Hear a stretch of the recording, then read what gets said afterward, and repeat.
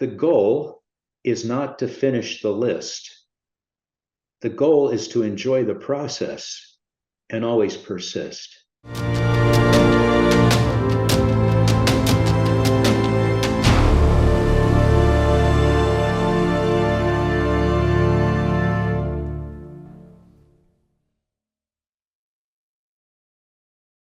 Hello, everybody. Welcome back. I am back with Mr. John St. James, best-selling author, president and CEO of JSJ Consulting, president and founder of Atlantic Pacific Tongue Sado Federation and Foundation. Sir is doing a lot, accomplished a lot, and is continuing to accomplish a lot. And speaking of best-selling author, today we're going to continue, let me see if I can get that right, talking about Sir's best-selling book, The Master's Path Along the, or the Hero's Master's Path Along the Hero's Journey. Yes. Sir. I will help you with that a little bit. Please do. It's the Master's Path, how to intentionally create joy, happiness, and fulfillment in your life, or if you prefer, happiness, joy, and fulfillment. But yes, it is about being on the Master's Path, and you are absolutely right. And actually, it's also about a hero's journey along the Master's Path, yes, because sir. You are the hero. Yes, sir. So there you awesome. go. Thank you. Appreciate that. Yes. So, and today we're going to continue diving into the book. We're going to speak about intentionality and living intentionally. And sir, you and I spoke, well, several times, but something I think that's worth mentioning as we're going through this and talking about intentionality and living intentionally and what that means and some of the subjects we'll go through, I think it's worth noting because it really stood out to me that these are topics and subjects and a deep dive of these subjects for people who are wanting more. That's right. People who are wanting to, whether it's achieve more, externally, internally, both, whatever. This isn't, if you're just kind of going through life satisfied with the minimums, this may not apply. It's applicable to everybody, I should say this right, but it really struck me that as we were talking, that this really is for folks who know there's more out there and want to find it and want to make it their own.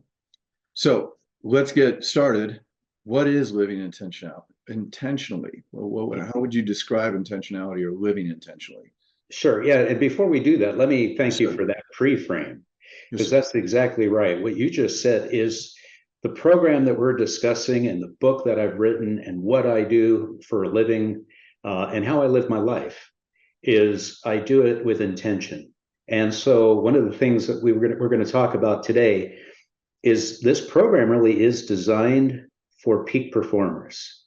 I always like to say, I feel best connecting with and partnering with people that are super achievers. They're people that really want to get the most out of their life, and in the process, help the most people. Yes, sir. Right? So with that having been said, your question is, what really is the definition of intentionality or being intentional? So, if you were to look it up in the dictionary, quickly, it's going to talk about a resolve to do something. Okay, a determination to achieve something. You could say there's two key words that you probably want to remember when we're talking about intentionality, and one is being deliberate, and the other is being purposeful. Deliberate and purposeful. But when we talk about this subject, we're really talking about something that's near and dear to my heart. As you know, I'm a healer. I'm a wisdom teacher. I've taught the martial arts for nearly 50 years. One of the things that I know to be true is whatever we do with focused energy, because really at the root of everything is energy. Sure. Whether it's mental energy, physical energy, spiritual energy, whatever energy it is, it's energy. Money is nothing more than energy. Money is just a transfer of energy from one person to another. So, time, energy, and resources. So here's where we're going with this.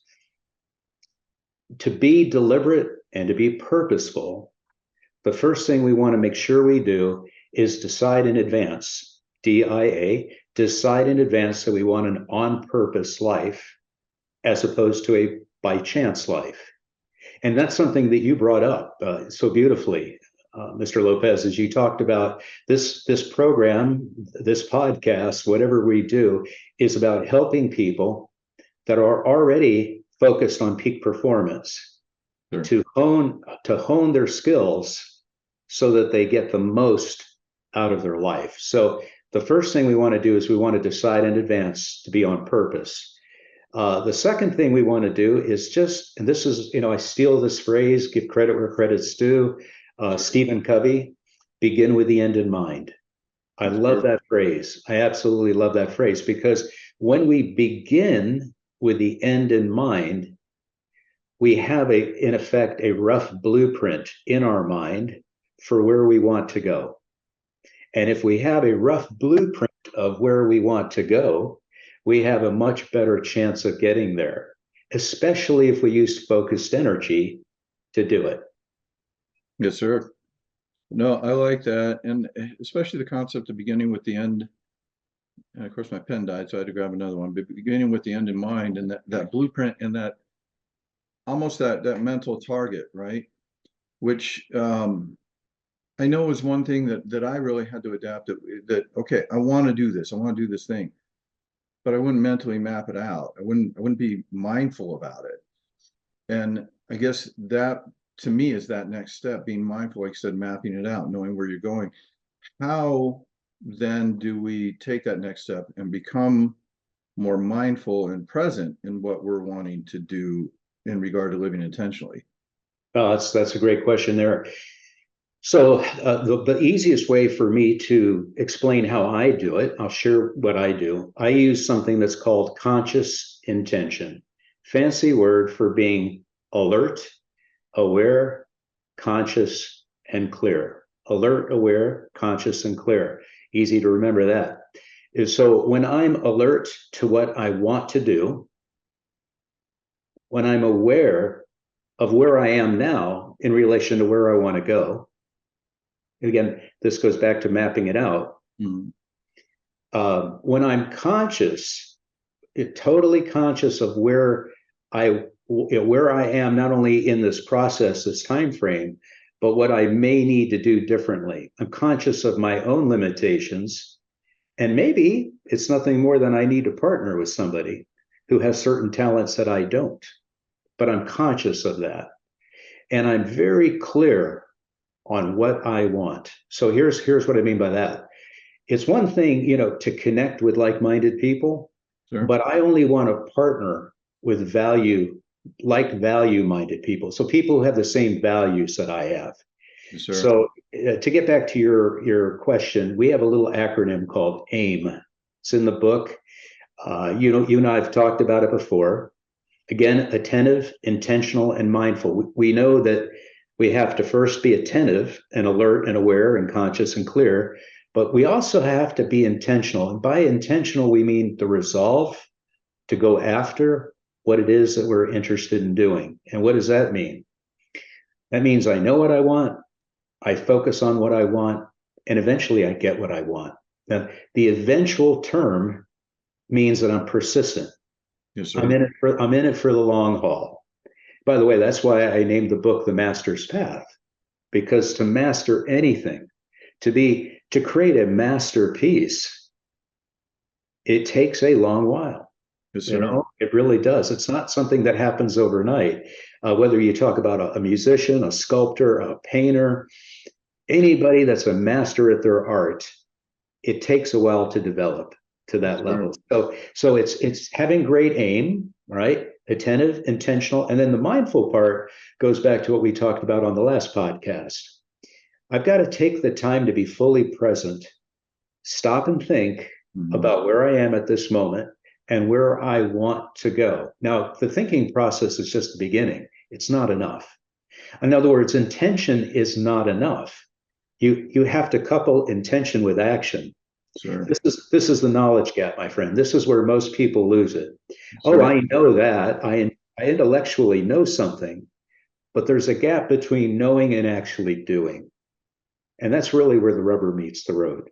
Yes, sir. So and there's something you've probably heard this phrase, where attention goes, energy flows. Yes, sir. And what we mean by that, and the great analogy for us, because we're both passionate martial artists, you know, in a training hall, if I focus my energy, focused energy, back to intention, focused energy. If I focus my energy on the target, if I take great aim on the target, I'm transferring my energy to that target. I'm becoming connected to that target because remember, where your attention goes, energy does flow. It's nothing different than if we put a magnifying glass between the sun and a leaf. You know, if that sunlight is focused on a leaf, before long it starts to burn because it's concentrated, it's focused. Same thing when we go to hit a target, whether, you know, in the martial arts, whether we're hitting a target to zone 1, the head, or we're breaking a board at zone 2, the body, or we're throwing a kick, whatever it is, when we focus on that target, we have focused energy, which means we have more power to get from where we are to where we want to go. So it's a fairly simple term, but it is important. And that again goes back to conscious intention. That's the last thing, is just remember, whatever we do consciously. We decide in advance, it's on purpose, with a goal of going from point A to point B, and we just don't give up. And that's one of the beauties of what we do in the martial arts. We are trained not to give up. Yes, sir. No, I like that a lot. Anybody that doubts the concept of the, you know, where your attention goes, if anybody's like, we've all experienced it, whether we realize it or not. If you buy a new car, suddenly you notice that vehicle everywhere on the road, because that's where my attention is, on my new car. And now all of a sudden I see it everywhere on the road. So funny you just said that, because I've got to jump in.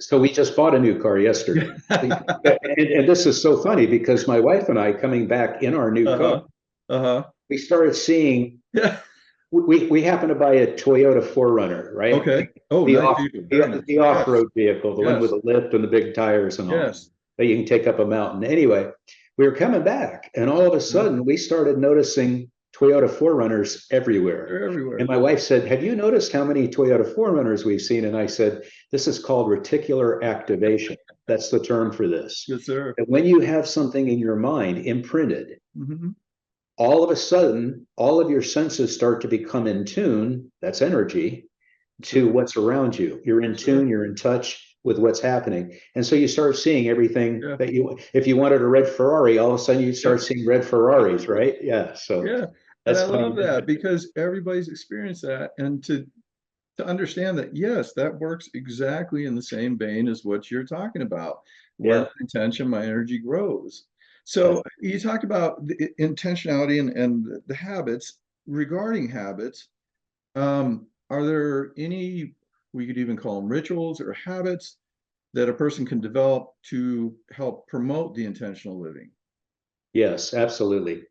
You know, this goes back to what I've said earlier. When you are intentional about something, that's the first step, right? It's the resolve, the mindset that I want to accomplish.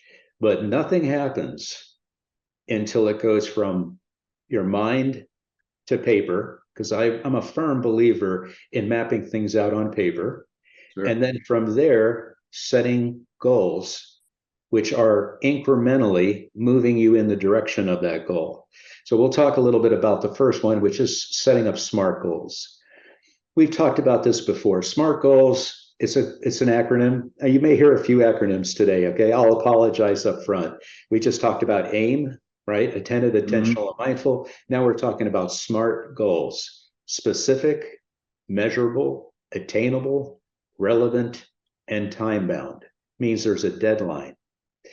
So, my friends, when we're talking about setting up SMART goals, one of the rituals that I've used that was worked very well for me, and again, I stand on the shoulders of giants. Let me first tell you that right now. Right? Everything that I'm sharing has been shared with me. Everything that I'd like to tell you all of this is my creative thinking, but most of it is things that I've picked up from mentors along the years, and I just like to share with all of you. And so the first one is if we take our SMART goals and we think of them, we zoom out first. Again, begin with the end in mind. Let's say our goal is a really super huge goal, which I recommend. Go big or go home, right? Create big goals. Sure. But let's say it's a 20-year goal, right? Now, if I'm setting a 20-year goal in my 80s, I may not have the chance. But if I set it in my 60s and I take good care of myself, I probably can. So whatever your age is, my first recommendation is to set 5-year goals, 5-year blocks, create blocks in 5 years. Why 5 years? Because what we can do in 5 years is remarkable. It's actually unbelievable. But what we can do in 1 year, how everybody sets their yearly resolutions, New Year's resolutions, but we overwhelm ourselves in 1 year, and we get not only burned out, but we feel like, wow, this is too much. And so we stop progress. But when we put it out there for 5 years, we give ourselves the time to really, the old saying, you've heard it, when the student's ready, the teacher will appear. Sometimes the teacher is just somebody you meet along the way who has done what you're trying to do and says, hey, let me help you. Yes, sir. Right? So, okay, so 5-year goals first, then break it down to 3-year goals, then break it down to 1-year goals, then break it down to, quarterly goals, right? Then break it down to monthly goals. Then break it down to, where we're going with this, weekly goals. Yes, sir. Then break it down to daily goals. And then break it down to hourly goals. And when you break your goals down this way, you are living on purpose. Now, you may be saying, well, geez, that sounds like a lot of work. Oh, yeah, it is. I'd be lying to you if I told you it wasn't. But successful people are willing to do what unsuccessful people are not. They're willing to take the time, the energy, and the resources to design their life on purpose rather than by chance. So that's the first one, is the SMART goals.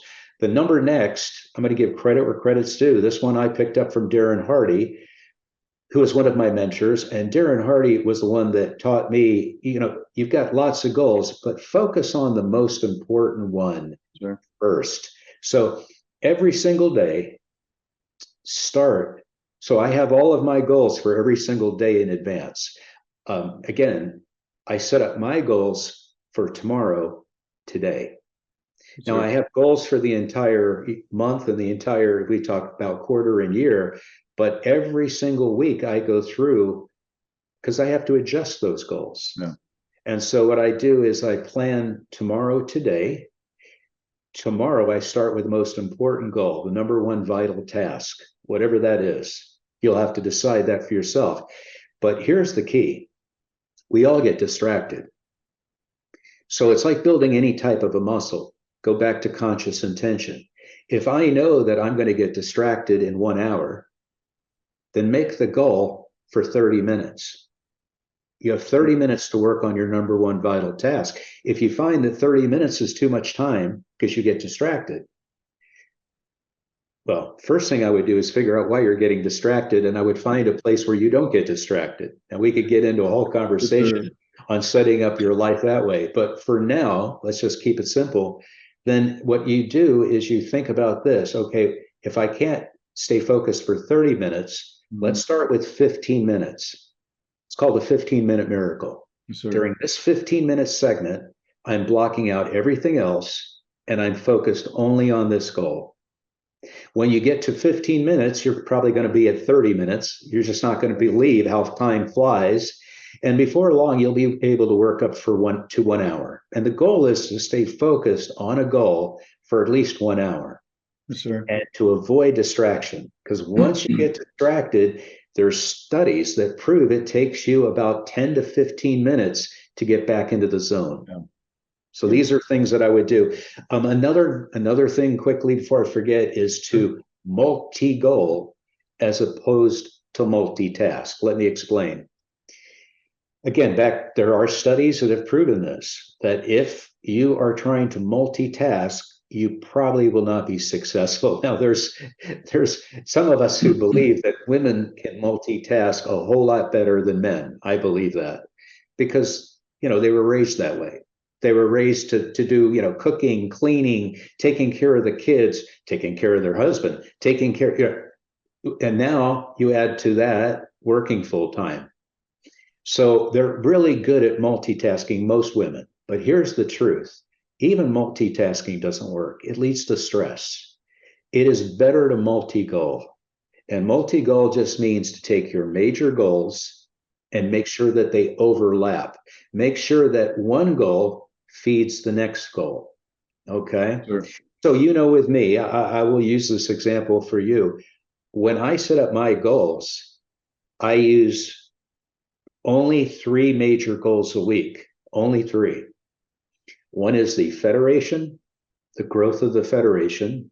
One is the growth of the foundation. We've got 2 foundations. And one is the growth of my consulting business. Sure. All 3 of these overlap. All 3 of them are synergistic. So when I'm working on one, I'm actually kind of working on the other, So it's like a success trilogy, if you will, using that example. So multi-goal as opposed to multitask. And I want to finish this with 3 very, very important universal laws. Because to me, if you understand these universal laws, you have a very big handle on the rituals needed to live intentionally. So I'm going to give them to you in the order of importance, I believe. Sure. And one of them is the law of attraction. It's called the 51% rule. And that just means that where I put my attention 51% of the time is where I'm going to make the most progress. I attract to me the resources, the time, the energy that I need based on where I place my focus the most. Make sense? Sure. The law of correspondence, number 2. The law of correspondence, real simple. As within, so without. As within, meaning as I thinketh, is how I become. If I'm focused in on being effective and leveraging my life for success, if I understand how the law of correspondence really works, this is how it works. Mm-hmm. It works. It's like the compound effect. Once I start doing these things, it starts to build and it starts to compound. So the law of correspondence, as within, so without. And then the last one is the law of dominant theory. Okay, I know I'm throwing a lot out at you, but this one's critical. Sure. The law of dominant theory is zooming in on the law of attraction. It's going deeper. So the law of dominant theory simply states, or sometimes it's called the law of dominant thought. The law of dominant theory, the law of dominant thought, basically the same thing. Sure. And what it means is when I focus on something with frequency, so frequency means the number of times I do it. The second F I want you to remember is feeling. If I put intensity into the feeling and I have frequency with it, so I'm doing it often, but I'm doing it with intentionality, the frequency is high, I'm passionate about it, then eventually that leads to the vivid imagery. Okay, so the vivid imagery is I want to put in front of me a picture of what I'm trying to accomplish. So let's go back to that car analogy. Sir, real quick, sorry, Yeah. just for everybody else, are you saying vivid or vivint? A vivid, V-I-V-I-D. Yes, let me be more clear. Imagery. Vivid imagery, meaning I can put in my mind a picture, an image of what I'm going after. Yes, sir. We'll use the easiest one. We just talked about it, reticular activation. If I want a red Ferrari and I've got a picture of a red Ferrari and I'm looking at it with frequency and feeling, because I'm passionate, I want that red Ferrari. And I have the image, not just in front of me on a piece of paper or a picture or something on the internet, but I have it in my mind, most importantly.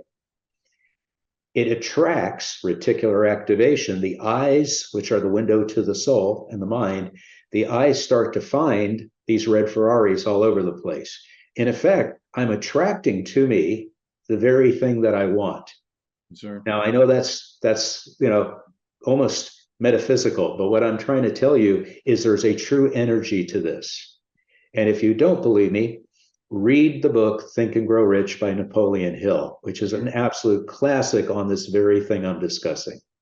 No, I agree 100%. And this is another one of those things that I think everybody's experienced this. For anybody that's, oh, okay, if I just see a picture of it, I'm going to get, I would argue, yes. Think about you're financially strapped. And we'll go with my generation who still plays video games. I'm financially strapped, but the newest release of my favorite video game comes out. All of a sudden, I'm focused on that. All of a sudden, my brain starts finding ways to scrape together some dollars and cents. And now all of a sudden, when I didn't have money, I had money to buy this thing. I 100% agree with that. The goals thing too, that you're talking about, SMART goals and laying out how it seems like a lot of work. I would almost say, just being the kind of person that I am, it creates less work, because anytime I have a goal and I don't map it out, now it just becomes this stressful blob thing that I have no map. Yes. I liken it to walking through my house without turning on the lights. Yes. Just turn on the lights. Okay, I got to go to the living room, kitchen, and now I have my map, and it makes it so much easier. That's a great analogy. I love that. Oh, Turning on the lights. I'm going to remember that. thank you. But it just, and I did, because I would set goals. I knew, okay, there's value in goals. I have to have a target, but I wouldn't break them down. And for me, a person, and I've gotten a lot better about this, but who would focus on negatively on the stressful stuff, that, man, if I just gave myself a map, I didn't have to worry anymore. How am I going to achieve this? At what point am I going to be here? It was just that map. And even though, like I said, yes, initially it sounds like a lot of work, I know for me, it made it so much simpler, and it really boosted my success rate in getting what I did want. And Right. that was something I wanted to talk to you about too. You talk about living intentionally, how we become more mindful, the habits, and breaking the goals down from 5 years to 3 years to 1 year to almost daily.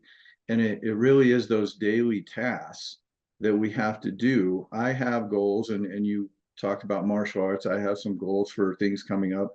Part of doing that is making sure I'm working out daily. I've got my physical side down, and just standard working out, being in shape, but then also practicing techniques. I don't like working out, but I know I need to do this. So for those daily tasks, other than me just trying to trick my subconscious, go, yes, I love working out. How do you find joy in those everyday tasks that either like my working out, I don't want to do, but I know I need to do, or Right. maybe they're just mundane things, but they are so critical towards those long-term goals? How do you find joy in those, or make those daily tasks joyful or pleasurable? Yeah, no, that's a great question you're asking there. Anything that you do over and over again becomes a habit, either a good habit or a bad habit. So, I don't know if there's too many people that enjoy studying, right? I mean, we all learned to study when we were in school. Some of us decided that we really wanted to move towards the next level, whatever educational level that is. So we had to study more. Yeah. And then if we wanted to go to a higher level, we had to even study more. The study became more intense, right? The demands were greater. What happens is like building a muscle in anything. If I don't like doing it now, but if I do it enough, it becomes something that I don't even have to think about anymore. It's just part of my daily routine. Sure. You used the martial arts. So I just, every day I run my forms, or we call them hyung. Sure. Some of the Japanese practitioners here, we call them katas, whatever you call them. There's, for our listeners that aren't in the martial arts, there's a stylized pattern of combat moves. They're moves that we do, but we do them in a pattern. Sure. But if you do them enough, you don't have to think about them anymore. But you're still doing an exercise. You're walking through things. You're honing your balance, your skills, your timing, Sure. flexibility. You're doing all of that. So you're building a habit. Sure. Now, to go back to your question, How do you find joy? Years ago, I think I thought this up. I'm Uh, being honest with you. I don't think I heard this from anybody else. So I think this may be original. But I have these little, I call them peak performance prompts, and I use them all the time. I'm constantly using them in my own brain because let's just be honest, we're all being programmed every day. yeah. If you turn on the Sure. TV, you're being programmed. If you get on the internet, you're being programmed. Marketers are programming you every day, Sure. so my idea was, well, look, why don't I program myself, right? So anyway, this is the little saying. Here it is. The goal is not to finish the list. The goal is to enjoy the process and always persist. Let me say that one more time for our friends listening in. The goal is not to finish the list. It's to enjoy the process and always persist. Look, anything is a process. Getting up out of your bed is a process. Brushing your teeth is a process. Showering is a process. Working out is a process. Mhm. The goal is not to finish the list because you never will. Let's just be really honest. You never Sure. finish the list. Because if you're a peak performer and a super achiever, your list is always growing because your responsibilities are growing, because there's more people coming to you because Yeah. you're an authority or an expert. So Sure. you always you're never going to finish. So just know that up front. If you know that, that's half the battle. I'm just going to enjoy the process and get done what I got. I've got a list today like this, Mhm. but I know the top three things I have to do today. This is one. This is the very first most important thing I do today is this podcast with you, my friend. Sure. Then I know I've got a Zoom training with our members in the UK and Canada. That's an important thing. That's what I call a spotlight moment. This is a spotlight moment. That's a Sure. spotlight moment. So one way to enjoy, and then later I have a business master class with a group of school owners. But here's what I know.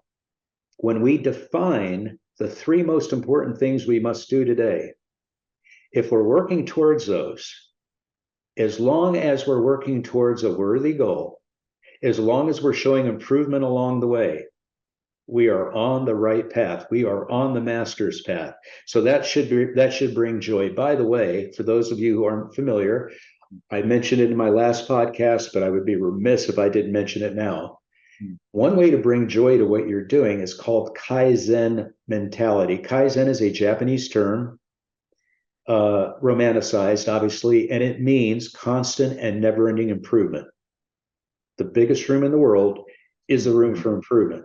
Sure. If we know that going in, if we enjoy the process, but we realize that we can always get better, we're already finding joy because we know we're on the right path. We just know there's another level and we're constantly working towards it. That should bring joy. I'll tell you something else that brings joy. You ready for Sure. this? Sure. Very simple. It's going to sound crazy, but every day I have all of my to-dos, the tasks. These all support my worthy goals, which of course I have my top three every day. And then I have my number one vital task that I focus in the most. Having said that, every time, and you probably have done this, I don't know if you may not be a paper guy, you're more of a high-tech kind of person. So you probably do this on your phone, you probably have your planner on the phone and everything else. But I'm old style, I'm old school.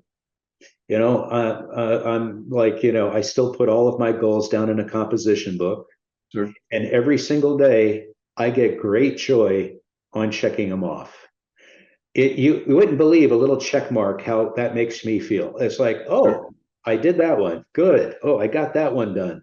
It may not be complete, but I work towards it Mm. today.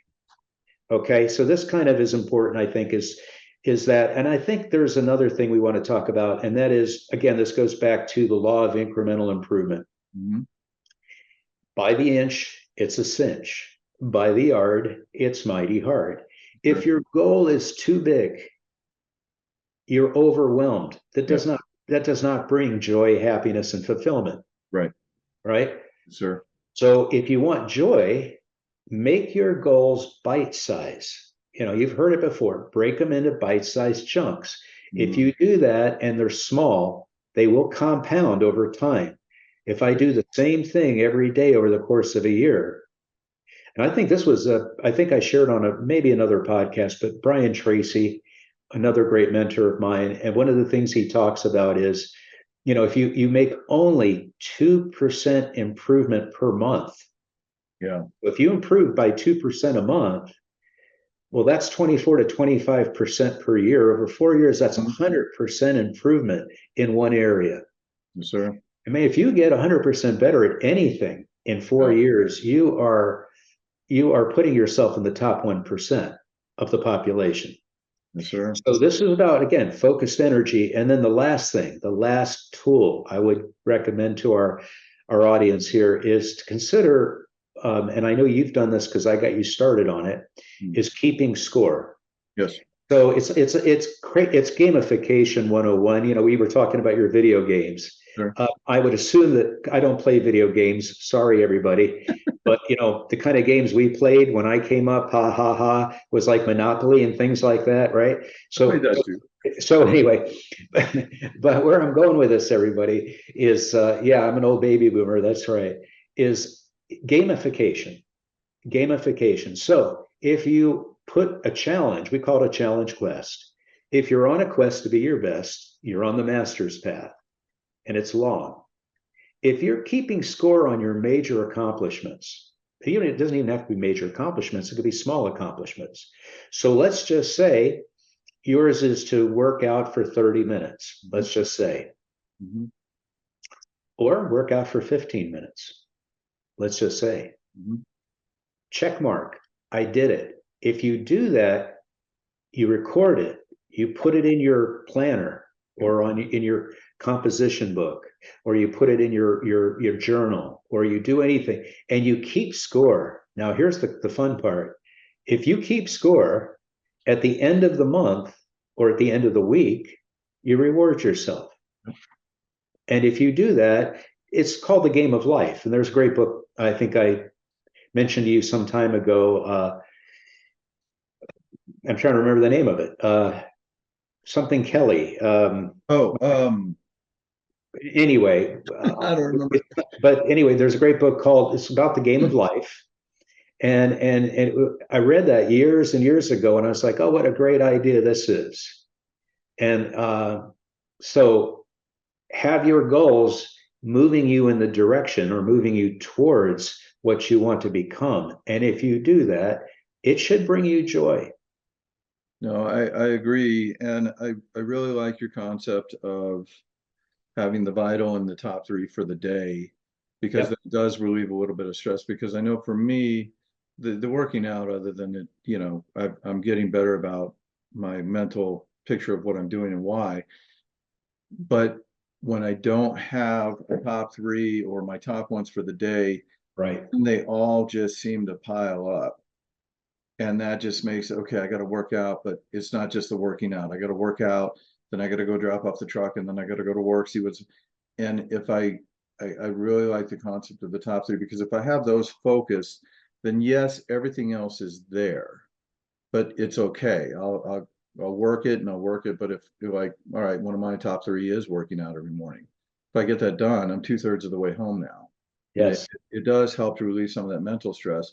Your point about the journal, I have been. And the funny thing is, I do the points, but you talk about the check mark.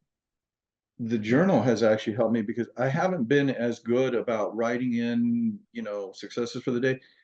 But every day, workout, Monday workout, did whatever. And the days that I don't work out, it's I don't want to call it negative reinforcement, but I'm like, I don't get to write that in. It's almost kind of the reverse of your check mark. You get to check it in. For me, it's like, I don't get to put that in there.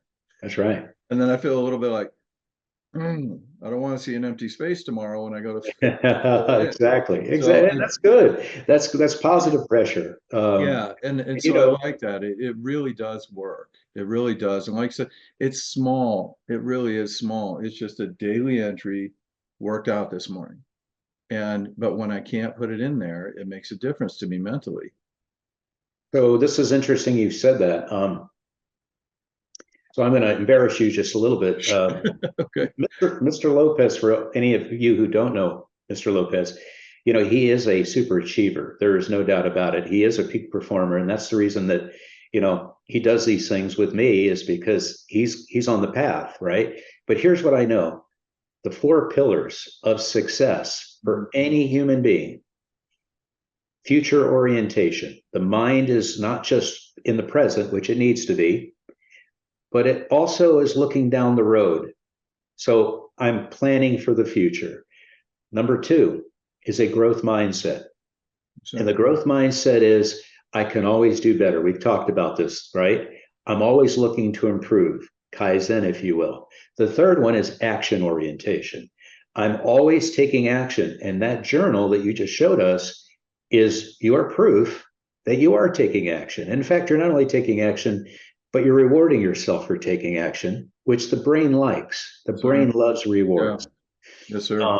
And if you haven't figured that out, go to a casino or look for the person that's looking for their likes on the Facebook or Oh, whatever, yes, yes, right? yes. Endorphins kick in when we reward ourselves. Okay, Yes, now the next thing is, and this is critical.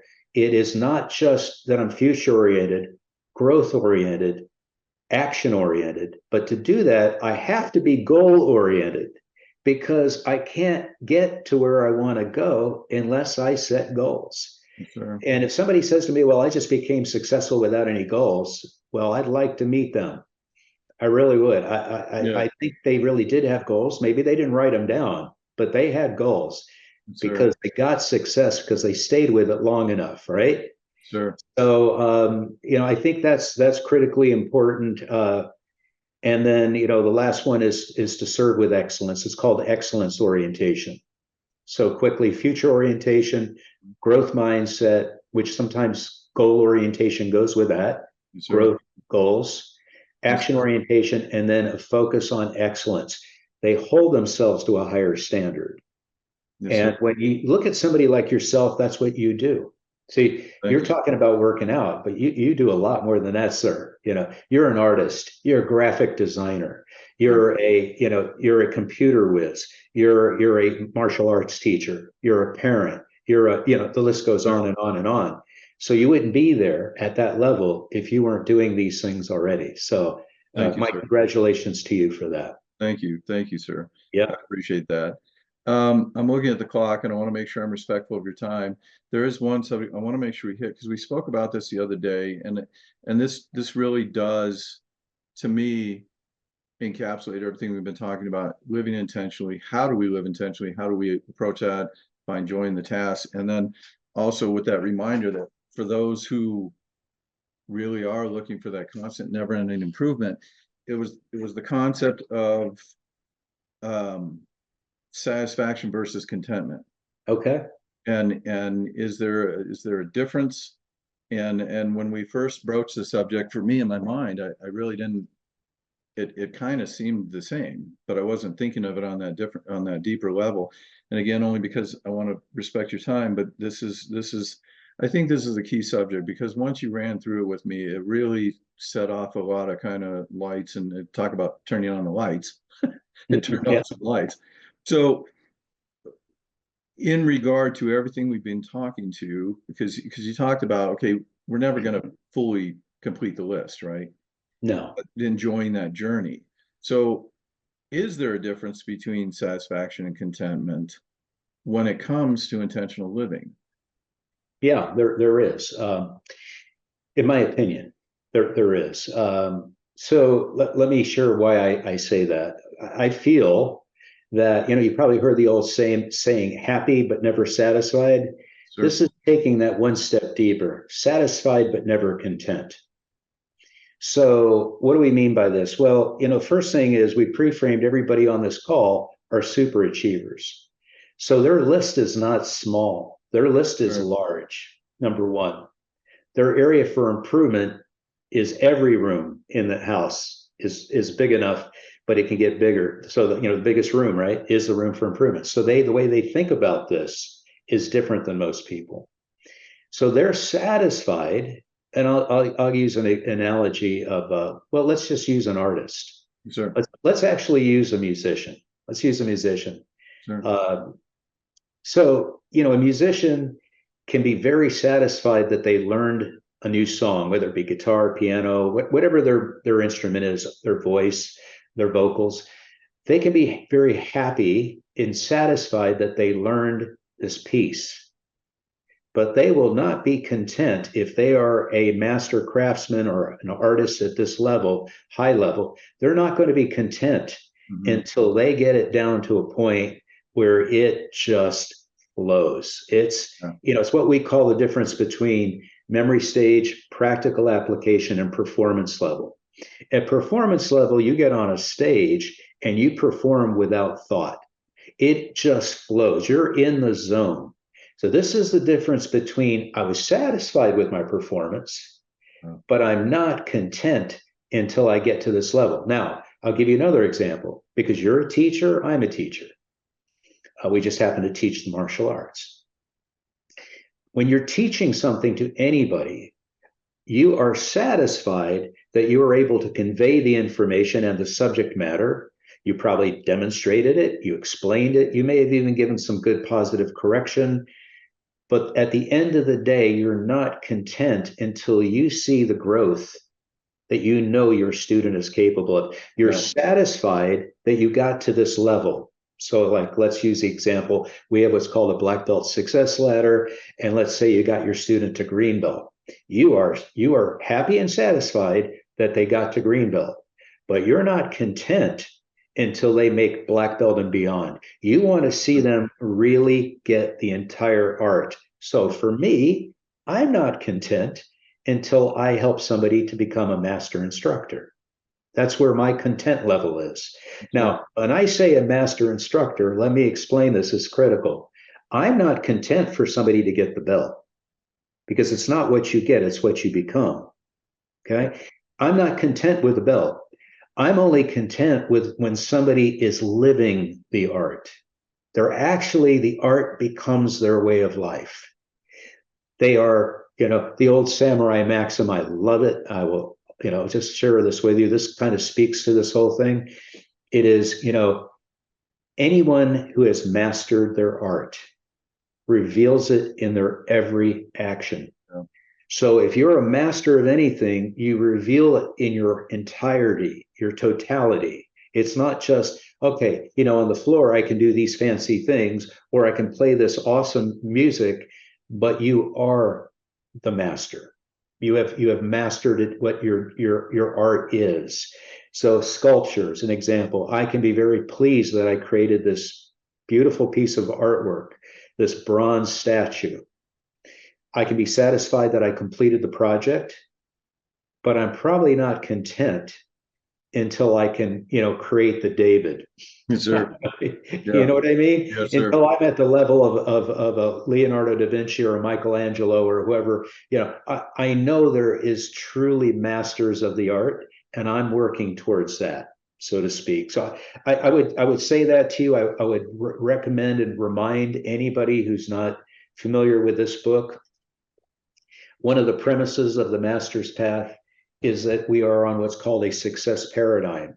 And if you would look at your life, there are 6 stages: learn, grow, share, serve, lead, and inspire. A master not only leads, but a master inspires. And you can only get to that level if you've gone through the previous level. So you're always on this path of improvement. With that, there are, and this is critical, remember, how do you define it?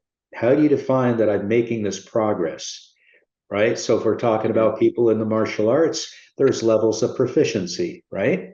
Sure. Like if you see a yellow belt, you know that they're beginners. If you see a green belt, you know they're intermediates. If you see a red belt, they should be advanced. If you see a black belt, they should be beyond proficient. They should be close to becoming an expert. Sure. Okay? If you see a master instructor, this is something that should be living the entire art. Okay, now, what does that mean? That happens because of this acronym I've shared with it with the group in the past. Some of you have not probably heard it, but it's called, we call it a success cycle. It's the CASH, K-A-S-H. It's the knowledge, the attitude, the success, and the habits. When the knowledge, the attitude, the success, and the habits are coming together in a way that the individual is making this progress, going up the ladder, if you will. Now we are definitely in this I call it the I'm happy but I am content, but I'm not content until I get to the top of this ladder. So some of you may know this, but I think it's July, I'm getting promoted to the 9th degree. And I only share that with you for this reason. I could never bring somebody to 8th degree if I myself am not still a student first and foremost. This is this mindset we call Shoshin, Japanese term meaning the beginner's mindset. I'm a student first and foremost. If I'm at a 9th degree, I can teach somebody to an 8th degree because I've already been there. I know what it's like to be on that path. This is where this is where the rubber meets the road. You find happiness and you are satisfied that you're on the path, but you're not content until you reach a level where you can make such an impact on as many people as possible. Zig Ziglar said it best, never forget it. He said, you can get anything you want in life, just as long as you help enough other people get what they want. That only happens when you climb the ladder. Yes, sir. I've heard it referred to as the blessed unrest. There you go. I like that. The blessed unrest. Yeah, it was used more in as an artist term that you create something, you're happy with it, but you know you can keep achieving. I like that a lot. Okay, sir. I want to be respectful of your time, but before we go, I want to ask you, was there anything else? I think we've touched on a lot. I think there's been a lot of value. I want to thank you again for your time and sharing all this and your knowledge. Is there anything that we didn't cover, sir, that you wanted to cover? Well, you're kind to ask. Thank you. I would simply say this: there's always more, right? Yes, sir. So we're on a topic that if we delved into it deeply, really deeply, sir, we could create success strategies that would make a major impact in your life. And fortunately for me, that's what I do for a living. So what I would do is I would suggest that on our next podcast, which will be about making a positive impact in the lives of others, that we pick up right where we are. Okay. Because really where we are at this moment is how to discover your passion and your purpose, how to take your superpowers, if you will, your sweet spot, your talents, and put them to the test. And the test is using your superpowers in the service of others. That's where the test really is. That's where you go from, growing and sharing to serving, leading, and inspiring, the top level, if you will. So I think that's going to be for the next call. We'll get into that. We'll talk about a few of those steps. But I do appreciate, as always, sir, you are truly a gift. And I just want everybody to know how lucky we are to have Mr. Lopez as part of the family. Well, thank you, sir. And this is my pleasure and my honor. And I get a lot out of this. And so thank you, sir. And thank you everyone for joining us again. And we will pick back up on this on next episode. And so I wish everyone the best. Goodbye, everyone. Good night. Bye, everybody. Good morning, whatever day it is. Good day. Yes, sir.